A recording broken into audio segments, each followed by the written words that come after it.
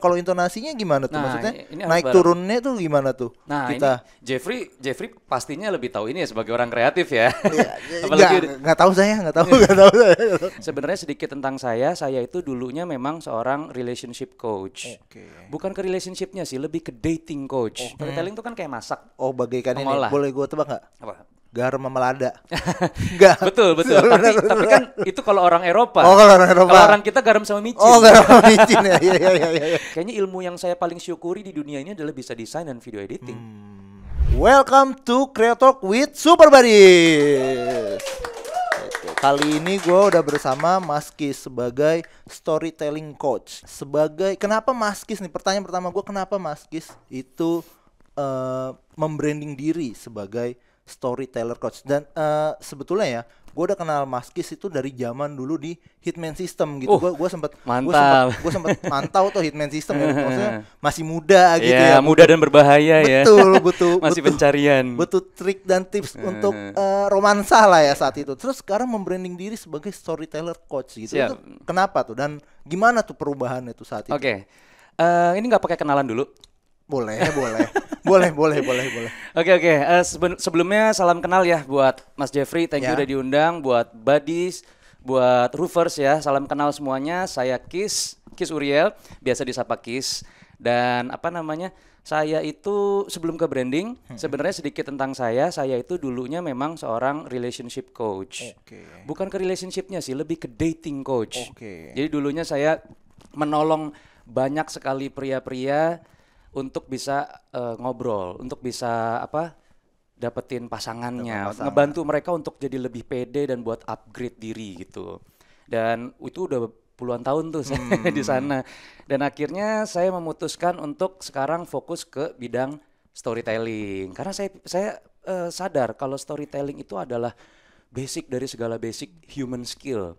Yang kalau misalkan kita udah bisa storytelling, itu hampir semua aspek di hidup kita tuh ke cover. Mau itu pekerjaan, mau itu percintaan, maupun pergaulan.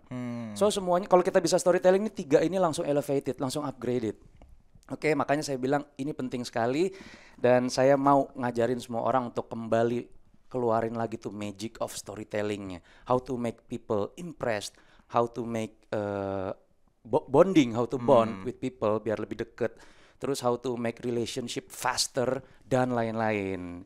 Intinya semuanya itu kita harus menghibur orang lain lah. Sebenarnya kayak ini ya, kayak ilmu komunikasi Betul. sebenarnya jatuhnya ya. Betul. Maksudnya basicnya kan di situ tuh untuk kita berkenalan dengan orang, untuk kita approach seseorang gitu. Bahkan itu applicable juga tuh untuk di semua lini tuh, baik itu dari pekerjaan, Betul, pergaulan, percintaan, nah gitu. Itu Ya. ada nggak sih sedikit tips atau tripsnya gitu biar kita bisa seenggaknya buat pede aja dulu gitu untuk memulai obrolan sama orang gitu. Oh banyak. Apa aja tuh? Kalau ditanya tips and tricks itu banyak sekali tekniknya storytelling. Tapi Atau hal yang paling penting, yang paling esensial gitu, Oke. yang harus punya. Yang paling penting itu tetap ya. Jadi pengen lurusin sedikit dulu sih tentang Oke. storytelling. Jadi Oke. buat buddies atau roofer yang belum tahu, mungkin selama ini storytelling itu identik sama berdongeng. Oke. Dengar kata storytelling tuh kayaknya boring Bercerita gitu. gitu. Harus kakek-kakek bersuara berat. Iya. Harus ngomongin horor. Harus ngomongin horor ya. Cerita mistis harus ada perapiannya. Apa sih namanya tuh api unggun. Api unggun, Harus ada ya. api unggunnya. Sebenarnya storytelling itu enggak seperti itu. Enggak selalu tentang berdongeng.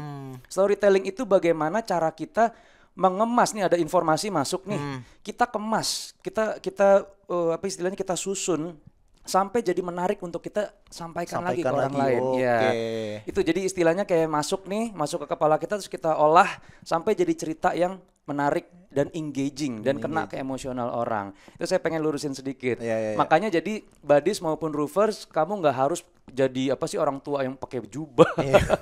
Kamu bisa jadi storyteller yang handal di pergaulan, percintaan, pekerjaan tadi. Iya, ada. Iya, aku kira juga awalnya tuh storytelling tuh kayak penulis film Nah, gitu kan, itu atau juga penulis, tuh. penulis buku Atau gitu-gitu kan. pujangga Atau gitu. Iya. yang bikin puisi-puisi. Tapi enggak ternyata, oke. Sebenarnya storytelling itu beneran gimana cara kita buat bonding. Oke. Karena kan storytelling sendiri itu kan adalah ilmu manusia yang udah umurnya itu berapa ya? Manusia itu kan umurnya baru menemukan bahasa itu 150 tahun yang lalu. Iya. Dari detik manusia menemukan bahasa, 150 tahun yang lalu. sorry, Apa, 150.000 tahun ya, yang ya, lalu. 150.000 tahun yang lalu mungkin. 150.000 tahun yang lalu manusia menemukan bahasa. Waktu itu bahasa tuh simple. Cuma sebelumnya lagi ada yang namanya bahasa tubuh, tapi itu udah jutaan tahun yang lalu. Sampai kita nemuin bahasa nih timelinenya. Ini Buddy sama Roofers harus tahu ya. Manusia menemukan bahasa itu 150 tahun yang lalu. Dan kira-kira dari penemuan bahasa itu manusia mulai menemukan api. Oke. Ya, manusia menemukan api untuk pertama kalinya. Oke. Tadinya dunia itu gelap, jadi sekarang ada cahaya di Ada setiap cahaya, malam. oke. Kalau udah ada cahaya, orang jadi lebih ngerasa aman. Aman, secure. Secure. Oke. Dari ngerasa secure itu jadi malam-malam tuh mereka udah nggak tidur ketakutan lagi. Oh. Udah bisa berkumpul di depan api dan mulai Bercerita, ngegosip, berkomunikasi, ngegibah. ngejulit ya Ngejulit. mungkin ya. Mungkin zaman dulu suku yang itu apa Iya, sih? iya. Enggak, mereka dulu bercerita tentang gimana cara berburu yang baik dan yang efisien. oke. Terus cara apa tanaman-tanaman yang beracun tuh apa aja. Iya. Mungkin cerita-ceritanya Hal-hal zaman kayak dulu gitu seperti ya, itu. Atau cerita tentang ada makhluk apa hewan Yang harus apa dan dihindari gitu, harus yang dihindari bisa dan- diburu betul, gitu atau yang dagingnya banyak, yang dagingnya Iya. A5, Wagyu. Aduh. Nah, dari cerita-cerita itu mulailah ceritanya ditemurunkan generasi ke generasi. Mulai dari cerita verbal sampai cerita lukisan di Lukisan di dinding, sampai dinding. cerita-cerita folklore dan lain-lain. Cuma intinya yang bisa dipelajari di sini adalah cerita itu ditemurunkan. Ada orang yang menceritakan ke generasi selanjutnya, makanya tercipta sebuah kultur dan lain-lain. Jadi kalau bisa dibilang manusia itu beradab itu karena cerita. Cerita. Kalau Oke. kalau suatu budaya nggak diceritain lagi, Nggak hilang. ada yang tahu. Iya, Iya, hilang. Benar, Oke. benar. Jadi ya storytelling itu awalnya dari situ. Dan ternyata storytelling adalah pendidikan yang paling efektif. efektif. Mm-mm. Oke. Jeffrey dulu, ini kita kilas balik Iya, dikit ya. iya, Jeffrey boleh. dulu waktu sekolah lebih masuk otak mana guru yang datang-datang cerita gitu. Cerita dengan fun atau yang Atau langsung yang langsung ke materi oh, gitu. langsung ke materi bat. Yang fun lah Yang pastinya. fun pastinya. Makanya bisa dilihat di sini pendidikan itu baru efektif kalau kita membawakannya lewat cerita. Oh, cerita. Heeh. Oke. Nah, guru itu nggak mungkin nggak melakukan sesuatu. Dia pasti seperti yang tadi saya bilang, dia datanya materinya masuk, dia proses, dia olah sampai jadi yang menarik buat si audiensnya. Nah, oke. itu namanya Itu storytelling. storytelling, Iya. ya. Dan di dalam situ tekniknya ada apa aja? Banyak. Banyak. Ada ekspresi wajah. Oke, itu memainkan peran juga tuh ekspresi wajah ya. Maksudnya kita ngobrol itu nggak boleh datar aja gitu mukanya. Betul. Ekspresi wajah tuh yang utama. Jadi kalau bisa dibilang tadi jawaban buat Jeffrey pertanyaannya yang paling penting tuh apa? Ekspresi wajah. Ekspresi wajah, Nomor satu. nomor satu. Yang kedua itu intonasi suara. Intonasi suara. Intonasi suara. Oke. Ini dua ini tuh bagaikan apa ya? Bagaikan kalau masak ya. Storytelling tuh kan kayak masak. Oh, bagaikan ini. Mengolah. Boleh gua tebak nggak? Apa? Garam sama lada. Enggak. Betul. tapi kan itu kalau orang Eropa. Oh, kalau orang Eropa. Kalau orang kita garam sama micin. Oh, garam sama micin ya. Iya. Jadi tuh udah dua yang nggak terpisahkan. Tanpa dua bumbu utama ini masakannya nggak akan jadi. Enak, nggak akan jadi. Mau kita pakai apa misalkan bumbu lain ada apa aja sih? Ada ketumbar, ada kemiri, ada apa sih namanya? Lengkuas, apa, segala temu macam, kunci, iya. jahe. Itu semua tuh teknik-teknik lain.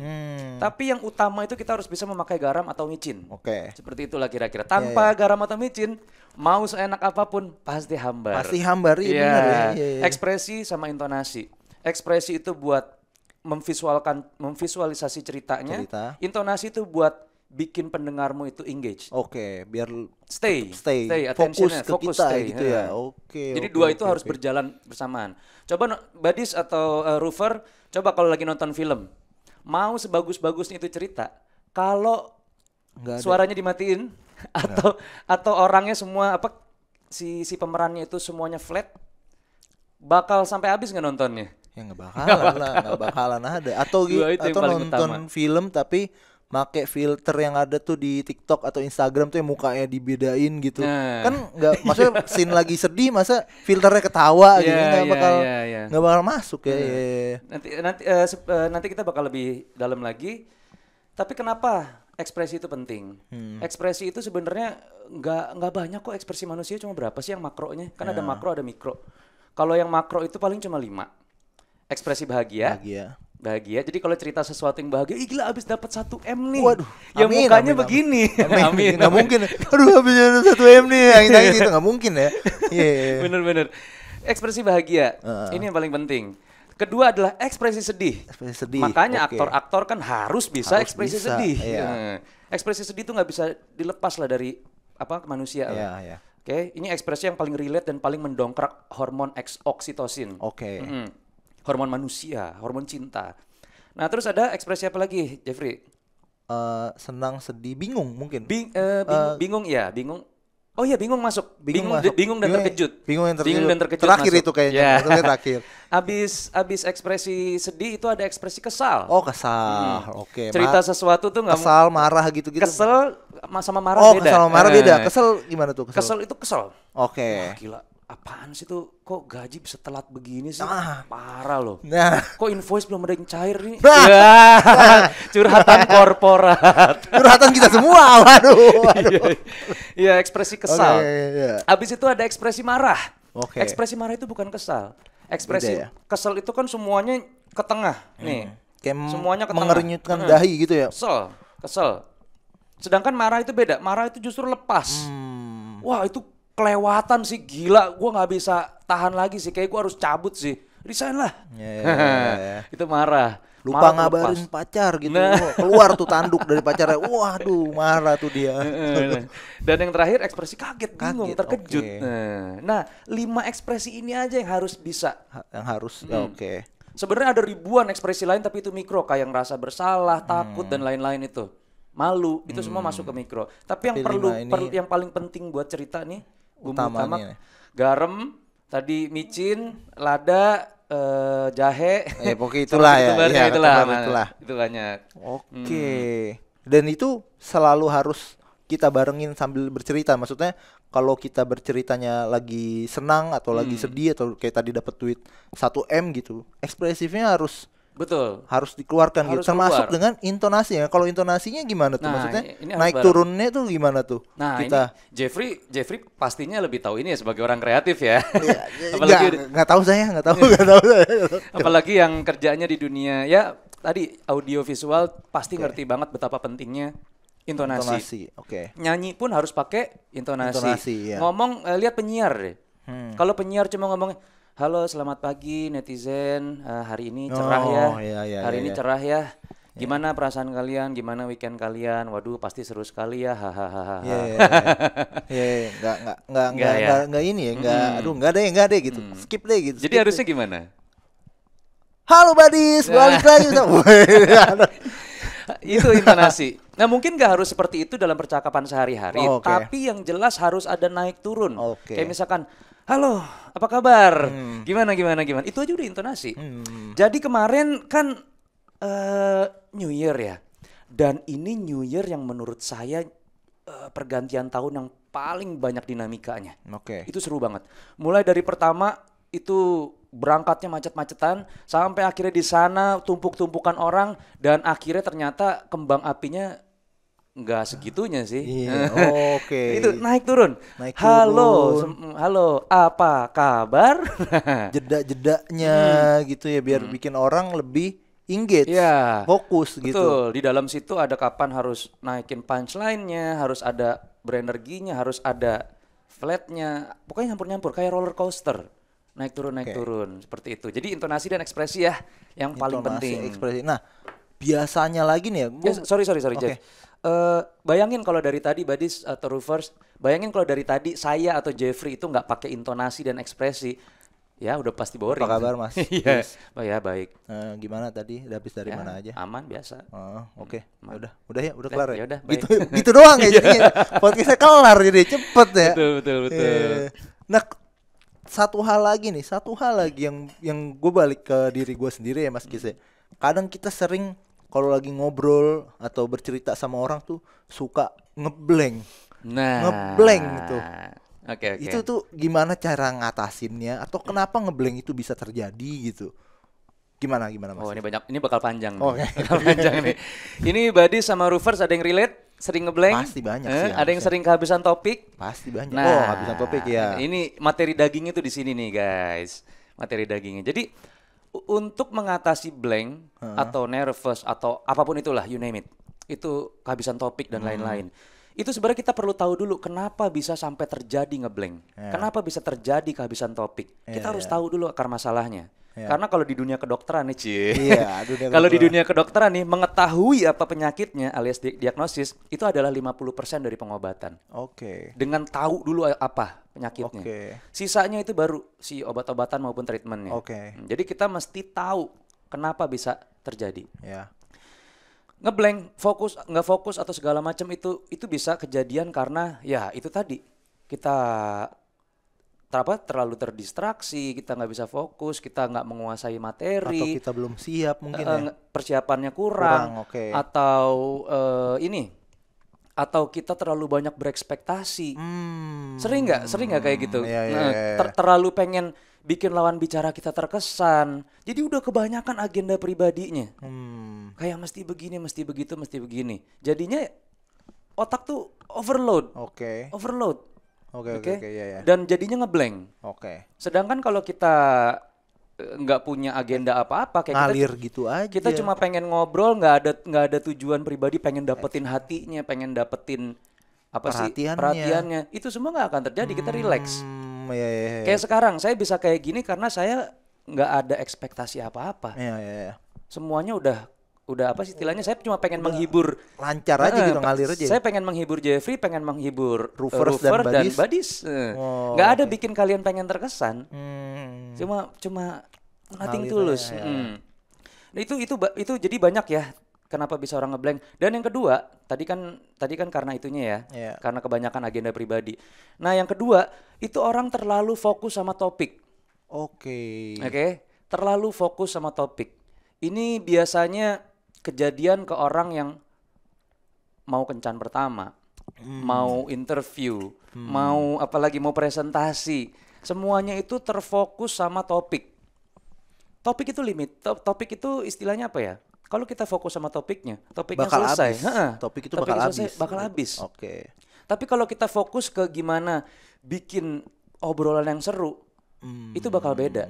Karena jadi nggak terpaku sama topiknya. Jadi terbatas topiknya. Jadi bebas mau topik ini ngalir kemana. Kayak tadi kan sebenarnya kita punya template pertanyaan kan. Tapi apakah kita stick ke situ? Dibacain loh. Apakah kita coba kalau kita stick, kita bakal jadi pembicaraan yang awkward.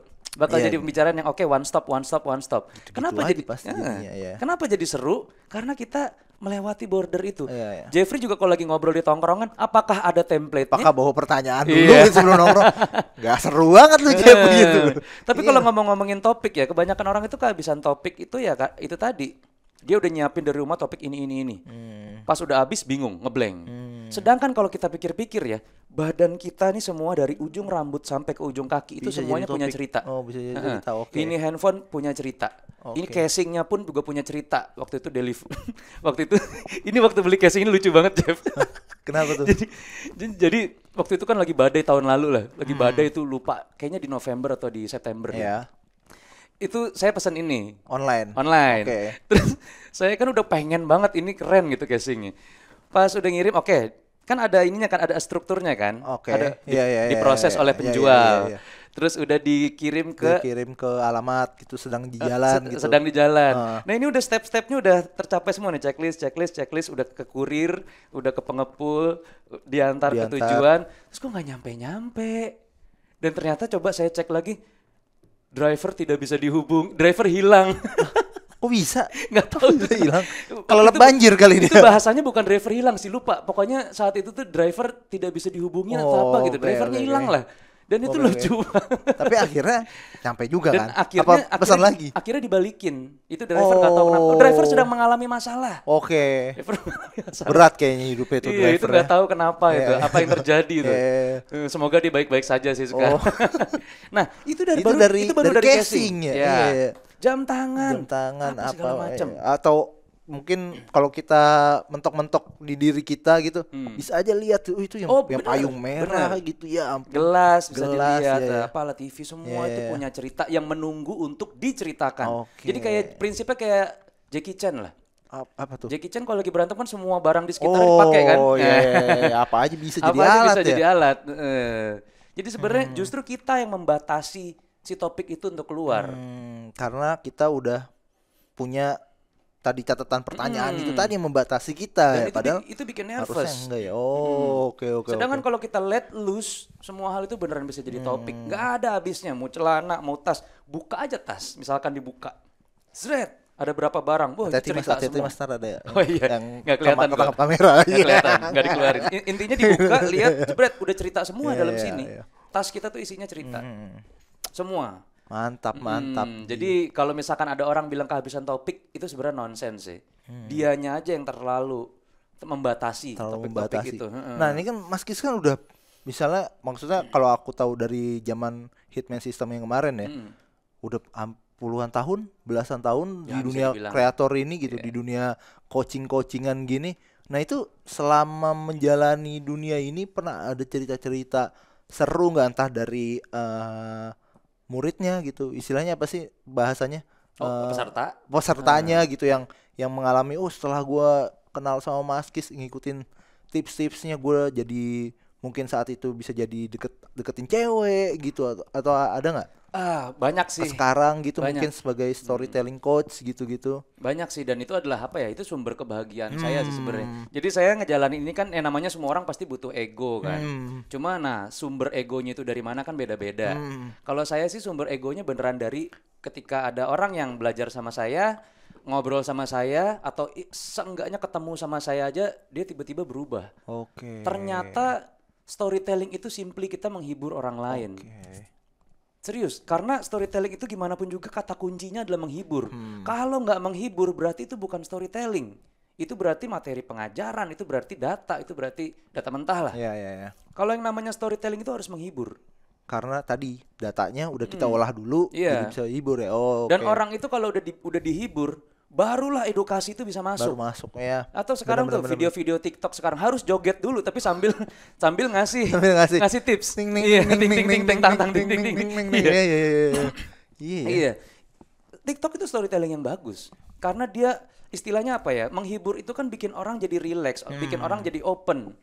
Ice breaking. Makanya ada yang namanya ice breaking dan ice breaking itu kan biasa kita main games, biasanya kita cerita lucu apa. Itu untuk apa? Untuk ngerontokin Stres dulu kali ya, stresnya stres. dulu. Oke. Kita nggak akan bisa ngajarin orang yang pikirannya kemana-mana atau Iya, masih iya. dalam stresnya. Kita nggak bisa ngajarin orang dengan cara kita memberikan stres baru. Jadi kita harus naikin dopamin, serotonin, oksitosinnya mereka dulu. Barulah Hormon-hormon itu ya. apapun kita mau ngasih tahu mereka seberat-beratnya.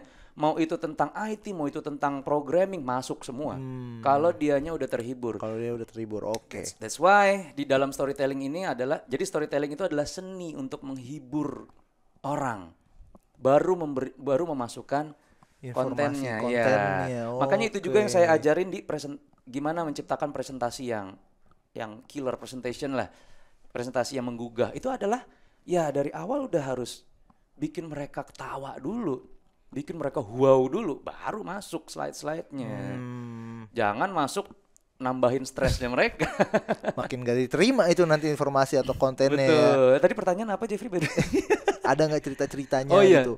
Iya, jadi banyak lah ada yang dari nggak bisa ngomong sama sekali jadi dosen. Wow, itu Oh, keren. oke. Sampai sekarang jadi dosen komunikasi. Oke. Ada yang dapetin cewek idamannya. Ada yang simply cara pandangnya berubah. Ada yang tadinya nggak punya teman sama sekali sekarang circle-nya udah di mana-mana, networking. Ada yang jadi content creator juga. Oke. Oke. Seperti itu. Jadi emang applicable kemana-mana ya, maksudnya percintaan, romansa Iya. tadi, romansa, percintaan, pergaulan gitu, pertemanan. Cuma yang paling bikin terenyuh adalah ada satu yang bilang, Kis, thank you. Ini stranger ya. Oke. Sorry malam Coach Kis, sorry banget ganggu waktunya. Nggak usah dibales pesan dari saya. Saya cuma pengen bilang, saya sangat bersyukur kenal Mas Kis.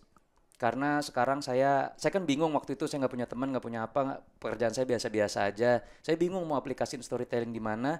Dan akhirnya pas saya punya anak pertama saya, semua skill storytelling dari Mas Kis itu bisa berlaku di kemampuan parenting saya ke anak. Oke. Wah, dan itu Deep saya banget tuh saya ya. langsung meleleh. Oh, Iya. Omo.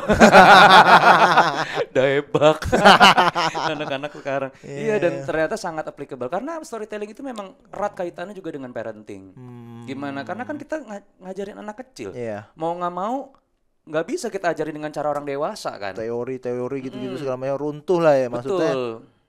Maksudnya udah ya ngajarin anak kecil gitu. Mm-mm. Kayak anak yang nol gitu yang masih belum tahu apa-apa gitu. Mm-mm. Ya. Makanya dulu awal-awal saya belajar storytelling itu bukan dari mentor. Saya bergaul sama guru-guru TK. Di situ saya tahu, oh ternyata memang mau ngajarin anak TK, mau balita, orang dewasa itu sama. Sama, Harus iya, bikin iya. mereka Fun dulu. Iya, pantesan kita kalau TK ya kerjaannya main-main aja ya. Iya.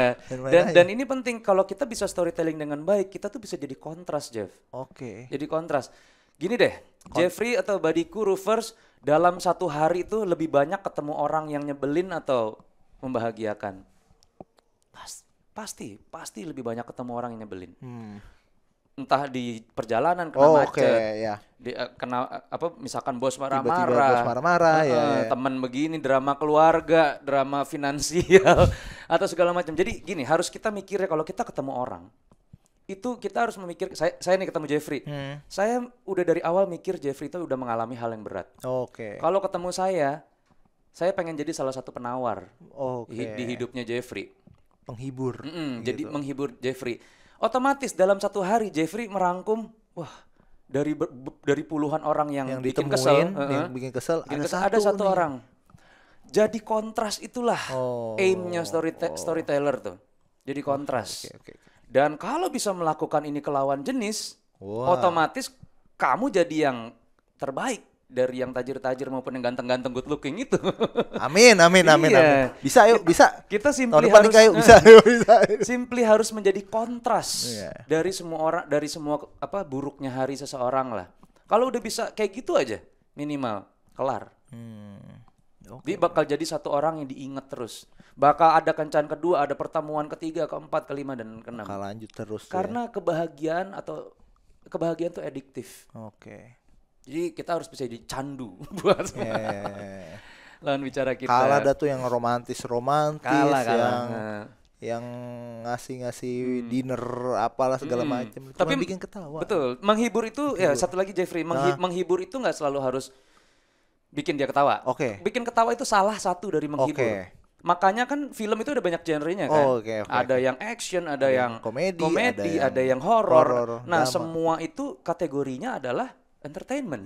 Iya. Hiburan. Jadi dalam satu dating atau dalam satu pertemuan dari satu tongkrongan itu nggak selalu harus happy terus sampai akhir. Tapi storyteller yang baik adalah dia bisa cerita yang tegang, dia bisa serius juga, bisa yang deep filosofis. Bisa juga ke lucu, bisa ke horor, bisa dan segala macam. Roller coaster emotion itu yang mengikat orang buat terus jadi audiens. Seperti itu. Gila, menarik, Dan luar biasa. itu aimnya dari storytelling. Makanya storytelling itu nggak cuma tentang dongeng, nggak cuma tentang api unggun, tapi juga menjadi kontras di hidup seorang. Jadi performer, penghibur. Oke, luar biasa banget nih tadi ini. Daging semua nih Mas Kis nih. Suatu kehormatan. Pokoknya semoga pendengar Roofers atau Buddies nih ya, dimanapun kalian berada, bisa langsung ke applicable nih ilmu-ilmunya dari Mas Kis nih. Ini ilmu yang gak berat kok maksudnya. Iya sih sebenarnya.